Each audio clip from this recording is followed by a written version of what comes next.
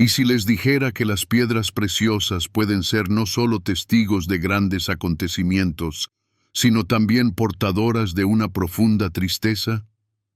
Que una delicada tiara, creada como promesa de felicidad, puede convertirse en el símbolo de un destino trágico?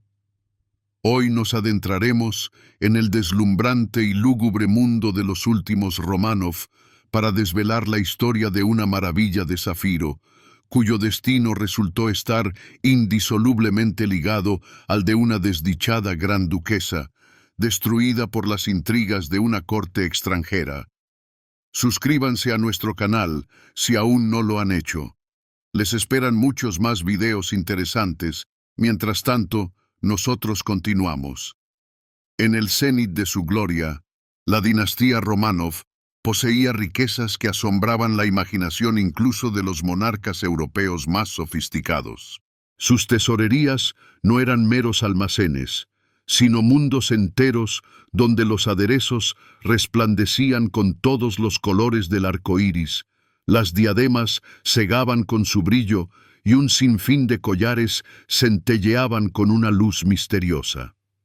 Era un legado forjado durante siglos, símbolo del poder aparentemente inquebrantable del Imperio ruso. Pero el siglo XX trajo consigo tempestades que arrasaron tanto el imperio como sus tesoros. La revolución y la subsiguiente guerra civil dispersaron esta magnificencia por el mundo, dejándonos solo fragmentos de una grandeza pasada y sus leyendas. Cuando en 1914 estalló la Primera Guerra Mundial, una amenaza se cernió sobre la capital del Imperio ruso, San Petersburgo. En el más estricto secreto, se tomó la decisión de evacuar los principales tesoros del imperio hacia el interior del país, a Moscú. Las joyas de la corona, incluidas las insignias del poder, así como parte de las alhajas personales de la familia imperial, fueron embaladas apresuradamente. Imaginen la escena, en medio del caos y la zozobra, sin inventarios detallados, obras maestras de la joyería, cada una valorada en una fortuna, se apilaban caóticamente en pesados cofres de roble. Fueron sellados y enviados bajo custodia a Moscú, a la armería del Kremlin, donde debían aguardar tiempos mejores. Pero los tiempos mejores nunca llegaron. Los cofres permanecieron intactos en los sótanos del Kremlin a través de 2 revoluciones y una sangrienta guerra civil. El nuevo poder, luchando por su supervivencia, no tenía tiempo para los diamantes de los zares. No fue sino hasta principios de la década de 1920, cuando el joven Estado soviético necesitaba desesperadamente fondos para la industrialización, que se acordaron de los tesoros. Una comisión abrió la sala sellada. Según el recuerdo de los testigos, en los cofres centenarios que guardaban el esplendor y la historia del imperio pendían los candados más comunes y sencillos. Para abrirlos no se requirió ni un esfuerzo especial ni llaves específicas. Se llamó a un cerrajero corriente de Moscú, quien con sus toscas herramientas rompió con facilidad los sellos del pasado. Lo que se reveló ante los ojos de los miembros de la comisión fue un caos deslumbrante. Las joyas, amontonadas sin orden ni concierto, refulgían bajo la tenue luz de las lámparas. Comenzó un meticuloso trabajo de clasificación. Todos los tesoros se dividieron en 2 categorías: aquellos de indiscutible valor histórico y artístico, y aquellos que se consideraron simplemente un fondo de piedras y metales preciosos. El destino del primer grupo estaba sellado. Constituirían la parte principal del futuro Fondo de Diamantes de la Unión de Repúblicas Socialistas Soviéticas. El destino del segundo resultó mucho más sombrío. Para evitar reclamaciones legales por parte de los miembros supervivientes de la Casa Románov, dispersos por Europa, se tomó una decisión despiadada: desmontar las joyas. Las piedras fueron bárbaramente extraídas y las monturas únicas, creadas por maestros geniales, se enviaron a la fundición. Así, la mayoría de las joyas personales de las emperatrices y las grandes duquesas fueron destruidas para siempre. Su apariencia ha llegado hasta nosotros únicamente a través de antiguos retratos, escasas fotografías y las páginas del célebre catálogo compilado por el mineralogista Alexander Fersman. Este catálogo era, en esencia, un folleto publicitario para compradores extranjeros, el escaparate de una grandiosa liquidación del patrimonio nacional. Es precisamente en las páginas de este catálogo donde encontramos las imágenes de varias tiaras magníficas, cada una de ellas la joya de la corona del arte orfebre de su época. En la colección de los Románov había diademas para todos los gustos. Por ejemplo, la tiara nupcial, que aún hoy puede admirarse en el fondo de diamantes, es un etéreo encaje de grandes diamantes de talla pendeloque. La desaparecida tiara radial, que imitaba los rayos del sol, también estaba hecha exclusivamente de diamantes. Pero lo más frecuente era que los joyeros combinaran al rey de las gemas con otras piedras preciosas. A veces eran soluciones inesperadas, como en la tiara de Fabergé, donde el frío brillo de los diamantes se realzaba con el azul celeste de las turquesas en un estilo antiguo. Sin embargo, el complemento más popular para los diamantes era, por supuesto, la perla. Perlas marinas grandes, perfectamente redondas y de la más alta calidad, que se adquirían por sumas fabulosas y se valoraban mucho más que las de río. Pero había otra gema que gozaba del amor especial de las emperatrices rusas: el zafiro. Las tiaras de zafiros ocupaban un lugar especial en la tesorería de los Románov. Para ellas se seleccionaban piedras de una calidad excepcional, de un profundo e intenso color asiano, con una profundidad aterciopelada, de una pureza y transparencia perfectas. Alhajas similares no solo las poseían las emperatrices, sino también las grandes duquesas. Pero entre toda esta magnificencia perdida, había una tiara cuya historia no era simplemente trágica, sino fatal. Y ella, resplandeciente con el azul profundo de sus zafiros, parecía llevar consigo la impronta del desdichado destino de su primera dueña. Esta historia comienza a finales del siglo XVIII, durante el reinado de Pablo I y su esposa María Fiodorovna. Si su predecesora, Catalina la Grande, no era muy aficionada a las diademas macizas, prefiriendo modestos aigretes y bandós, con la llegada de María Fiodorovna se puso de moda el majestuoso estilo imperio, inspirado en la Francia napoleónica. Los peinados altos requerían coronas espectaculares, y fue en esta época cuando se crearon las tiaras más famosas de los Románov.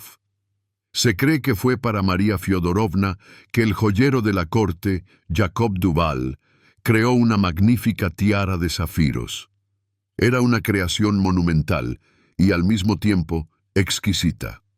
La base de la tiara, hecha de oro y plata, tenía una forma cercana al kokoshnik ruso, pero su diseño se resolvió en el espíritu del clasicismo más estricto. Los principales elementos decorativos eran espigas de trigo estilizadas, un símbolo antiguo de fertilidad, prosperidad y vida eterna. En el centro de esta preciosa composición brillaban 5 zafiros de Ceilán de la más alta calidad. Su tamaño aumentaba gradualmente desde los extremos hacia el centro, creando una simetría armoniosa y majestuosa. La obra se coronaba con la piedra central, un enorme e impecable zafiro de unos 70 quilates, sobre el cual, como una estrella, resplandecía un gran diamante de talla antigua. Alrededor de los zafiros y a lo largo de todo el contorno de la tiara, se entrelazaba una guirnalda de diamantes más pequeños, que destellaban con miríadas de chispas al menor movimiento, creando un halo de luz celestial en torno a las profundidades azul oscuro de los zafiros. El creador de esta obra maestra fue Jacob Duval, miembro de una famosa dinastía de joyeros suizos que sirvieron a la corte rusa desde los tiempos de Pedro III. Gozaba de tal favor por parte de la pareja imperial que la propia María Fiodorovna fue la madrina de sus hijos. Sin embargo, existe otra versión. Algunos historiadores sugieren que la tiara no fue encargada para la propia emperatriz, sino como regalo de bodas para su hija mayor y predilecta, la gran duquesa Alexandra Pavlovna. No obstante, lo más probable es que María Fiodorovna, siguiendo la tradición, simplemente entregara a su hija una de sus más bellas diademas como parte de su dote. Esta obra maestra del arte joyero, símbolo del poder imperial y del amor maternal, debía ser una promesa de felicidad para la joven gran duquesa en una tierra extraña. Pero en su lugar, se convirtió en el testigo silencioso de una de las historias más tristes en los anales de las dinastías europeas. El destino de la gran duquesa Alexandra Pavlovna es una tragedia de juventud, belleza y anhelos frustrados. En 1799 fue casada con el archiduque José de Habsburgo de Austria, palatino de Hungría. Fue un matrimonio por cálculo político, destinado a sellar la alianza entre Rusia y Austria contra Napoleón. Sin embargo, a diferencia de muchas uniones dinásticas, en este matrimonio hubo amor. El archiduque José adoraba a su joven esposa, pero resultó ser un hombre de carácter débil, incapaz de protegerla de las intrigas de la corte vienesa.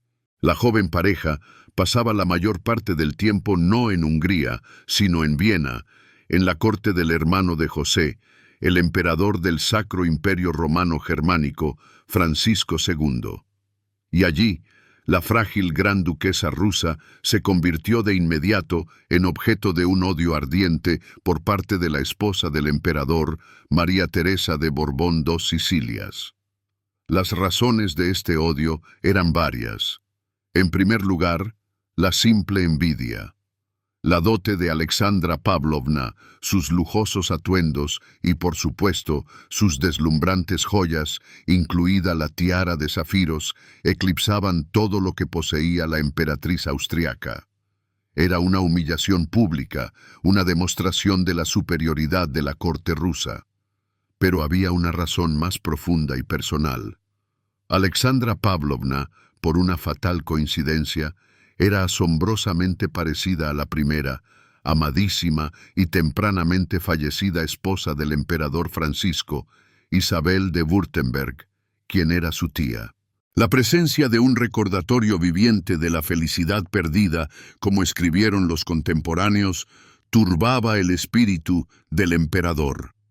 Él, sin quererlo, mostraba a la gran duquesa rusa signos de atención, lo que enfurecía a su actual, poco agraciada y celosa esposa. El confesor de Alexandra, el padre Andrei Zamborsky, escribió: el recuerdo de su feliz convivencia con ella, Isabel, le produjo al emperador una extraordinaria turbación de espíritu que afligió el corazón de la emperatriz, su actual esposa.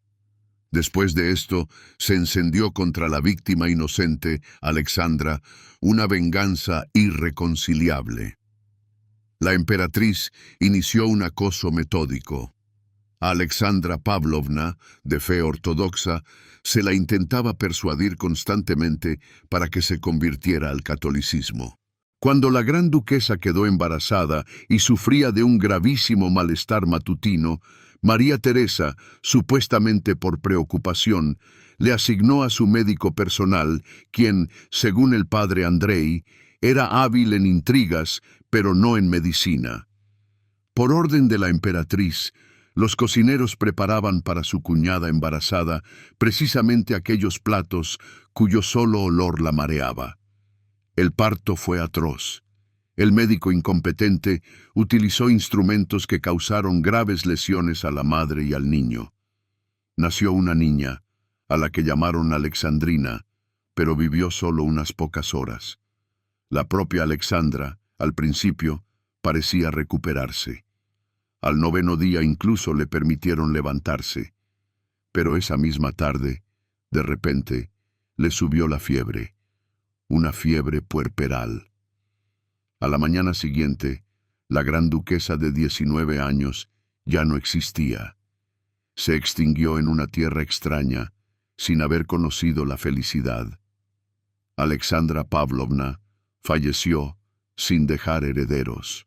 Y su magnífica dote, incluida la tiara de zafiros, ensombrecida por el dolor, emprendió el camino de regreso a Rusia. Pero, ¿qué le esperaba a esta joya en su patria? ¿Encontró la paz o su trágica odisea no había hecho más que empezar? A su regreso a San Petersburgo, la tiara de trágica historia fue guardada en las bóvedas del Palacio de Invierno.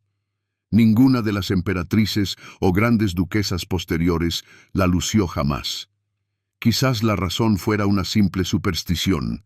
Una joya que había pertenecido a una dueña tan desdichada se consideraba de mala suerte, portadora de un sello de dolor.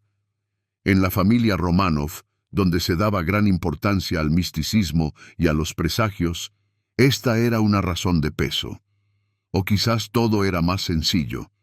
A mediados del siglo XIX, el macizo diseño imperio de la tiara había pasado de moda y parecía demasiado pesada y anticuada en comparación con las creaciones más ligeras y caladas de la nueva era. Sea como fuere, durante 100 largos años, la obra maestra de zafiros de Duval fue prácticamente olvidada. Yació en la oscuridad y el silencio, un fantasma mudo de una época pasada, hasta que fue sacada de nuevo a la luz en un país completamente diferente y en circunstancias completamente distintas. Después de la Revolución, durante el inventario de los tesoros imperiales, la tiara de Alexandra Pavlovna fue incluida en esa misma lista de objetos de valor destinados a la venta en el extranjero. Su imagen fue incluida en el catálogo de Fersman, y en ese punto su rastro en la historia se desvanece. Hoy en día, en Internet, se puede encontrar la suposición de que esta tiara se ha conservado y se encuentra actualmente en la famosa colección de los duques de Westminster. Sin embargo, esta versión, por muy hermosa que sea, es casi con toda seguridad errónea. El gobierno soviético llevó a cabo una política de atomización de los tesoros. Para ocultar su procedencia y evitar litigios, las joyas históricas únicas fueron sistemáticamente desmontadas. Las piedras se vendían por separado, las monturas iban a la fundición. Esta era la práctica habitual. Solo unas pocas piezas, de indiscutible valor histórico y destinadas al fondo de diamantes, pudieron sobrevivir a esta carnicería. El destino de la tiara de Alexandra Pavlovna fue, muy probablemente, ese. Sus magníficos zafiros y diamantes fueron arrancados sin piedad de su montura y vendidos uno por uno en subastas en Berlín, Londres o Ámsterdam. Hoy, probablemente adornan otras piezas de joyería, y sus nuevos dueños ni siquiera sospechan de qué trágica y grandiosa historia fueron testigos estas piedras. Así terminó la historia de la maravilla de zafiro, o más bien, se interrumpió. De la magnífica tiara solo quedan bocetos en acuarela, líneas en los archivos y una triste leyenda. Desapareció. Se disolvió en el tiempo, al igual que el imperio que la engendró. Este artefacto sirve como un amargo recordatorio de que incluso los tesoros más deslumbrantes son impotentes ante la crueldad humana y los caprichos del destino. Solo pueden guardar en silencio el recuerdo del esplendor y las lágrimas de sus dueños. ¿Qué opinan de esta historia? ¿Pueden las joyas realmente llevar la impronta del destino de sus dueños? ¿O son solo hermosas leyendas con las que rodeamos los objetos bellos? Compartan su opinión en los comentarios. Dejen un me gusta Si les ha resultado interesante, y por supuesto, suscríbanse a nuestro canal para no perderse nuevos viajes al mundo de los grandes secretos y tesoros de la joyería.